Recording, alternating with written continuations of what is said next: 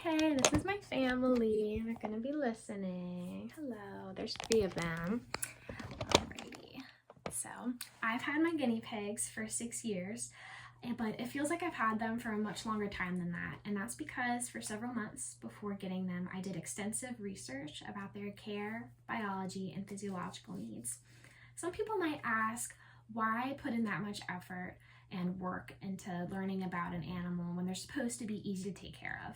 But in reality, guinea pigs need just as much care, attention, and enrichment as any dog or cat. A few years ago, Purdue University published an article talking about the type of care a guinea pig needs for them to live long and healthy lives. They looked at their housing, their diet, and their lifestyle. And in one of the sections of the housing, they talked about how each guinea pig needs at least 4 square feet of cage area to prevent them from having territorial issues. They also state that socially, guinea pigs need at least one other partner to prevent them from being depressed, meaning that your guinea pigs should have at least 8 square feet of cage area for them to have a good life. But when I go into pet stores like Petco and PetSmart and I look around, I don't see any cages that are large enough to house guinea pigs. They're all too small, and any person who hasn't done their research wouldn't know that they're too small. I also see a lot of treats that are harmful for any small animal to eat. Once again, an average person who hasn't done their research wouldn't know this, which is why it is so important for us to educate ourselves before getting a new animal.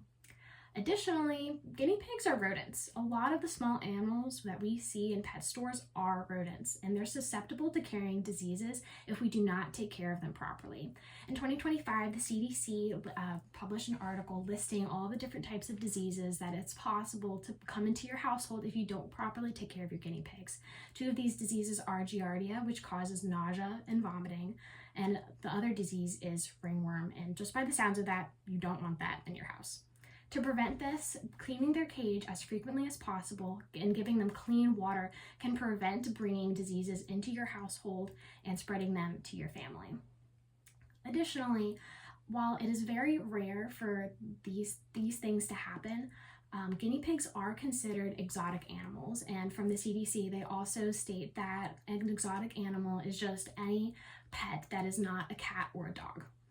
And because they are exotic pets, and any exotic pet is it's possible for them to be involved in illegal trading across nations. This type of trading can lead to them being in a cycle of abuse and also bringing diseases into our houses and communities, similar to if we don't give them enough care that they need.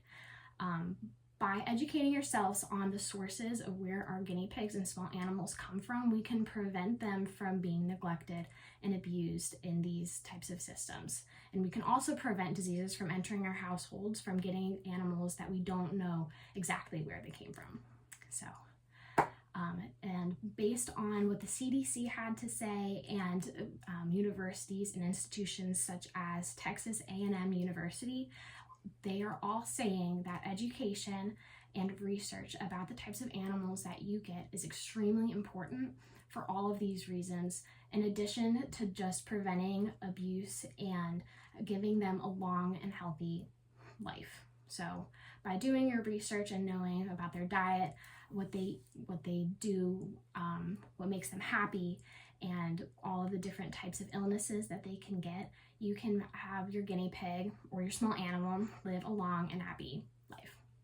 And that is my speech. Thank you.